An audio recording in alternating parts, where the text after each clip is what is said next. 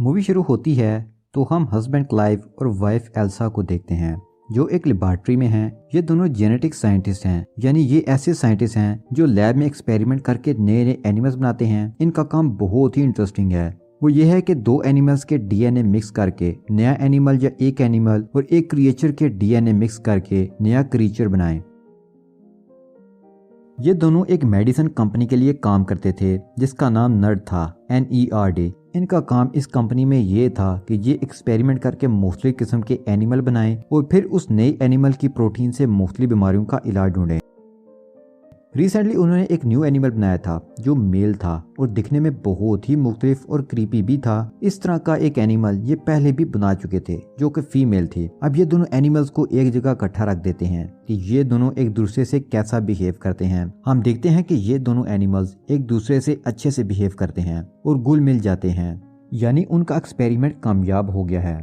फिर वो अपनी कंपनी की बॉस के पास जाते हैं और इस प्रोजेक्ट के बारे में बताते हैं कि किस तरह उन्होंने बहुत सारे एनिमल्स के डीएनए को मिलाकर ये क्रिएचर बनाया है और इन क्रिएचर की प्रोटीन की मदद से वो मुख्तलिफ बीमारियों की मेडिसिन बना सकते हैं। और ये आइडिया भी शेयर करते हैं कि इस डीएनए को इंसानी डीएनए के साथ मिलाकर वो एक अलग किस्म की ब्रीड भी बना सकते हैं। इस तरह हम बहुत सी बीमारियों की मेडिसिन भी बना सकेंगे। ये सुनकर उनकी बात उन्हें बताती है कि इस प्रोजेक्ट से कंपनी बहुत खुश है, लेकिन नए प्रोजेक्ट की कंपनी अभी परमिशन नहीं दे सकती। इन जानवरों की प्रोटीन से कंपनी नई मेडिसिन बनाना शुरू कर देगी, इसलिए हम अब नए प्रोजेक्ट को छोड़कर इस प्रोजेक्ट पर काम जारी रखेंगे और आप अब इसकी प्रोटीन से मेडिसिन बनाना शुरू कर दें। क्लाइव और एल्सा कहते हैं कि क्या हम नए प्रोजेक्ट पर काम नहीं करेंगे? तो बॉस कहती है कि हम जरूर उस पर काम करेंगे, लेकिन अभी हम इन जानवरों की प्रोटीन से मेडिसिन बनाकर मार्केट में लाएंगे। इसके बाद तुम्हारे प्रोजेक्ट पर भी काम जल्दी शुरू कर देंगे। अब दोनों हस्बैंड वाइफ मायूस हो जाते हैं क्योंकि दोनों जेनेटिक साइंस के इल्म की मदद से कुछ नया करना चाहते थे। इसलिए दोनों डिसाइड करते हैं हम सीक्रेटली इस प्रोजेक्ट पर काम करेंगे। अब दोनों छुप कर ये काम शुरू कर देते हैं। वो एनिमल तो उनके पास थे, अब उन्हें इंसानी डीएनए की जरूरत थी जिनको वो इस एनिमल के डीएनए से मिला सकें। तो एल्सा क्लाइव को किसी का डीएनए ला कर देती है। क्लाइव उससे पूछता है कि ये डीएनए किसका है, तो वो बताती है कि किसी अननोन इंसान का है। फिर वो सब जानवरों के डीएनए से इस डीएनए को मिलाते हैं। वो काफी दफा ट्राई करते हैं लेकिन वो नाकाम रहते हैं। अब एल्सा एक और डीएनए ले आती है और कहती है कि ये डीएनए अच्छा है। अब दोनों उस पर काम शुरू कर देते हैं और दिन रात काम करते हैं। अब वो देखते हैं कि उनका एक्सपेरिमेंट कामयाब होता नजर आ रहा है। इंसानी डीएनए जानवर के डीएनए से मिल रहा है और उनको यूनिक डीएनए मिल जाता है जो इंसान और जानवर के डीएनए से मिलकर बना था। क्लाइव कहता है कि ये करना इलीगल है, इसलिए उसे आगे बढ़ाना नहीं चाहिए, लेकिन एल्सा इस एक्सपेरिमेंट को आगे बढ़ाकर रिजल्ट देखना चाहती थी। फिर वो इस डीएनए को लेकर एक रूम में जाते हैं जहाँ एक मशीन है। इस मशीन में कोई भी डीएनए डालने से वो बढ़ना शुरू हो जाता है और बढ़कर किसी जिंदगी की शक्ल इख्तियार करता है। एल्सा इस मशीन के अंदर इस डीएनए को डाल देती है। क्लाइव इससे आर्ग्यू करता है कि हम अच्छा काम नहीं कर रहे, इस एनिमल को बनाएंगे और फिर मार देंगे, क्या फायदा। एल्सा कहती है कि दुनिया में हर रोज इतने लोग मरते हैं, हमारे इस एक्सपेरिमेंट से अगर कोई अच्छी मेडिसिन या इलाज का तरीका मिल गया तो कितने लोगों का फायदा हो जाएगा। तो क्लाइव उस एक्सपेरिमेंट को आगे बढ़ा देता है। अब हम देखते हैं कि इस डीएनए से बनने वाला बच्चा बहुत ही तेजी से बढ़ रहा है, जो कि हैरानकुन बात थी। फिर एक दिन लैब का अलार्म बजता है तो वो देखते हैं कि वो बच्चा बड़ा हो चुका है और पैदा होने के लिए बिल्कुल रेडी है। अब उसे इस मशीन से निकलना होगा। वो उसे बाहर निकालते हैं। वो क्रिएचर बहुत ही अजीब और डरावना था। क्लाइव उसे मारना चाहता था क्योंकि वो चाहता था कि किसी को कोई नुकसान ना पहुंचे और एल्सा उसे मना करती है, लेकिन क्लाइव अंदर चला जाता है और उस जगह जाता है जहां वो क्रिएचर रखा था। जब मारने के लिए वो आगे जाता है तो वो देखता है कि वो तो पहले ही मर चुका है।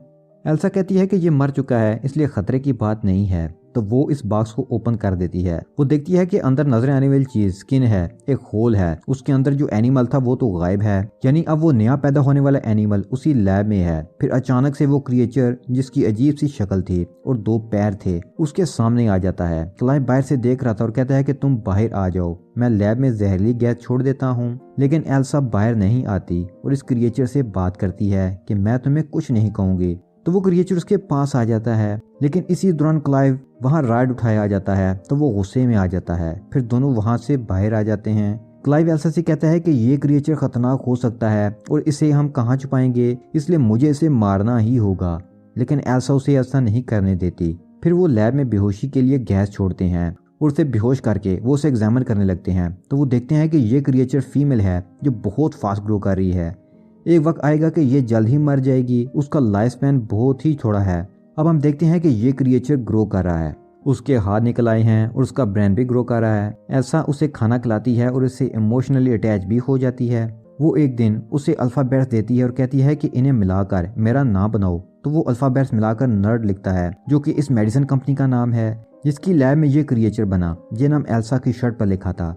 तो ये देखकर एल्सा खुश हो जाती है क्योंकि इस क्रिएचर ने चीज़ों को जल्दी से पिक करना शुरू कर दिया था। इस दौरान वहाँ क्लाइव आ जाता है और एल्सा को पूछता है कि उसको बाहर किसने निकाला, उसे अंदर बंद करो और उसकी दुम को भी कवर करो। इस क्रिएचर की लंबी सी दुम भी थी। क्लाइव इस क्रिएचर को बिल्कुल पसंद नहीं करता था। एल्सा उसे कहती है कि उसे जानवर मत कहो, ये बहुत स्मार्ट है, इसने अभी अल्फाबेट जोड़कर नर्ड लिखा, जिसको उल्टा पढ़ो तो ड्रेन बनता है। एक दिन वहाँ क्लाइव का भाई आ जाता है तो उसे ड्रेन की हकीकत पता चल जाती है। अब वो ड्रेन को वहाँ नहीं रख सकते थे तो उसे फार्म हाउस ले जाते हैं।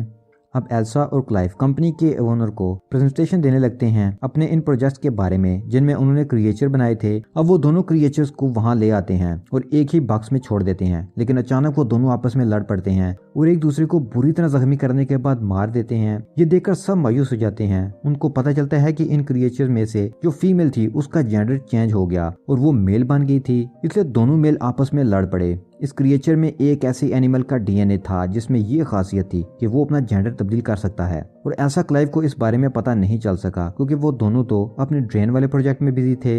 अब हम देखते हैं कि ड्रेन बड़ी हो चुकी है और एल्सा उसे बच्चों की तरह ट्रीट करती है, उसे ट्रेन करती है और बहुत कुछ सिखाती है। एक दिन ड्रेन घर से भागकर जंगल में चली जाती है। क्लाइव और एल्सा उसे ढूंढते हैं, उसके पीछे जंगल में जाते हैं तो वो देखते हैं कि वो जंगल में शिकार करने आई है। उसने एक रैबिट को मार दिया है और अब वो उसे खा रही है। वो उसे घर ले आते हैं। फिर वो एल्सा को अल्फाबेट्स को जोड़कर बताती है कि वो इस जगह अकता गई है और बोर हो चुकी है। अब वो छलांग लगाकर छत से चिमड़ जाती है, उसे तोड़कर छत पर चढ़ जाती है। एल्सा और क्लाइव भी उसके पीछे जाते हैं और देखते हैं कि एल्सा के तो विंग्स निकल आए हैं, वो उड़ने वाली होती है। तो क्लाइव उसे कहता है कि तुम ना जाओ, रुक जाओ, हम तुमसे बहुत प्यार करते हैं। तो ड्रेन के विंग्स वापस बॉडी में चले जाते हैं और ड्रेन का दिमाग तेजी से डेवलप हो रहा है, वो चीजों को समझने लगती है।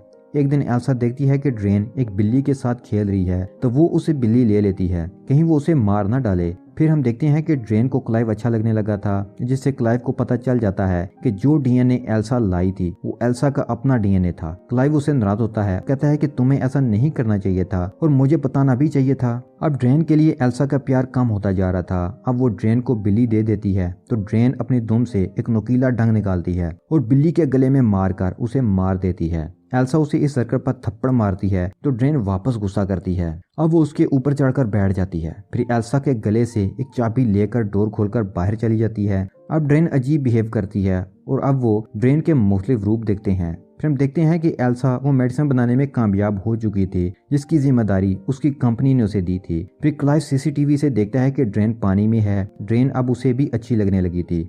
वो लैपटॉप स्क्रीन पर उसे देख रहा होता है। वो स्क्रीन पर हाथ लगाता है तो उधर से ड्रेन भी कैमरा पर हाथ लगाती है, जैसे कि वो भी देख रही हो कि क्लाइव देख रहा है। ये देखकर क्लाइव घबरा जाता है। अब हम देखते हैं कि क्लाइव फार्म हाउस में उस जगह पर आया है जहाँ ड्रेन है। वो यहाँ अकेला आया था और एल्सा के बगैर था। वो ड्रेन को आवाज देता है लेकिन वो नहीं आती। फिर वो देखता है कि ड्रेन पर फिलाई उसके पीछे खड़ी है। ड्रेन उसे बताती है कि वो उसे पसंद करती है। क्लाइव उसे समझाता है कि ये ठीक नहीं है, लेकिन क्लाइव भी उसे पसंद करता है, इसलिए वो फीलिंग्स पर कंट्रोल नहीं रख पाते। इसी दौरान वहाँ एल्सा आ जाती है। जब वो इन दोनों को इकट्ठा देखती है तो वो बहुत दुखी हो जाती है और वहाँ से चली जाती है। अब एल्सा ड्रेन की दुम पर जो डंग लगा होता है उसको काट देती है। अब दोनों को एहसास होता है कि उन्होंने ड्रेन को बनाकर कितनी बड़ी गलती कर दी। एल्सा बताती है कि जो प्रोटीन कंपनी को चाहिए वो बना चुकी है और वो ड्रेन के अंदर बहुत ज्यादा है। दोनों फैसला करते हैं कि वो ड्रेन को मार देंगे। जब वो ड्रेन के पास जाते हैं तो वो देखते हैं कि ड्रेन तो ऑलरेडी मरने वाली है और फिर वो मर जाती है। उसका लाइफ साइकिल ही थोड़ा था। उसके मरने के बाद वो उसे दफन कर देते हैं। फिर वहाँ क्लाइव का भाई अपने एक एम्प्लॉय के साथ आता है। वो कहता है कि मैं जानता हूँ कि तुम लोगों ने एक क्रिएचर बनाया है जो इंसानों जैसा दिखता है, क्योंकि जो प्रोटीन तुमने कंपनी को दी है उसमें इंसानी डीएनए है, इसलिए इस क्रिएचर को मैं देखना चाहता हूँ जो तुमने बनाया है। वो कहते हैं कि वो क्रिएचर तो मर चुकी है और हम उसे दफन भी कर चुके हैं। अब उन्हें जोर की चीखों की आवाज आ रही थी और ये आवाजें उस तरफ से थीं जहां उन्हें ड्रेन को दफन किया था। वो सब उस तरफ भाग कर जाते हैं और वहां पहुंचकर देखते हैं कि ड्रेन वहां नहीं है, वो छत पर खड़ी हुई थी, यानी वो दोबारा से जिंदा हो गई है। इस बार वो मुख्तलिफ लग रही है, बहुत ताकतवर और खौफनाक भी। उसके विंग्स भी बाहर आ गए हैं और उसकी दुम भी रिग्रो हो चुकी है। ट्रेन उन पर हमला कर देती है और क्लाइव के भाई और उसकी कुलीग को मार देती है। इसी दौरान क्लाइव भी बेहोश होने लगता है। ड्रेन एल्सा पर अटैक कर देता है और इसको नीचे गिरा देता है। ड्रेन अब मेल बन चुका है क्योंकि उसमें उस क्रिएचर का डीएनए भी था जो अपना जेंडर चेंज कर सकता था। इससे पहले कि वो एल्सा को नुकसान पहुंचाता, क्लाइव पीछे से आकर ड्रेन की कमर पर लकड़ी घुसाकर उसे इंजर्ड कर देता है, लेकिन ड्रेन वो लकड़ी निकालकर क्लाइव पर अटैक कर देती है। एल्सा पीछे से उसे पत्थर मारती है और वो गिर जाती है। वो दोबारा से उसे पत्थर मारने लगती है कि वो मर जाए, लेकिन वो रुक जाती है और सोचने लगती है कि हमने इसे अपने हाथों से बनाया और अब हम उसे खुद ही मारने लगते हैं। ड्रेन को मौका मिल जाता है और वो क्लाइव को अपने ढंग से मार देती है। अब एल्सा पत्थर मारकर ड्रेन को मार देती है। अगले सीन में हम एल्सा और उसकी बास को देखते हैं। यहाँ हमें पता चलता है कि एल्सा माँ बनने वाली है और ये बेबी ड्रेन का है। बास उसे बताती है कि जो प्रोटीन तुमने हमें दिया उससे कंपनी को बहुत फायदा हुआ, इसलिए हम ये प्रोजेक्ट आगे बढ़ाना चाहते हैं और इस रिसर्च को एल्सा के होने वाले बच्चे की मदद से ही आगे बढ़ाया जा सकता था। एल्सा ने अपने और हस्बैंड की जान रिस्क पर रखकर ये काम किया था, इसलिए कंपनी उसे अच्छी खासी अमाउंट देती है। एल्सा चूंकि जेनेटिक साइंटिस्ट है इसलिए वो अपने काम से बहुत लगाव रखती है, इसलिए ना चाहते हुए भी वो इस प्रोजेक्ट के लिए राजी हो जाती है और यहीं ये मूवी खत्म हो जाती है।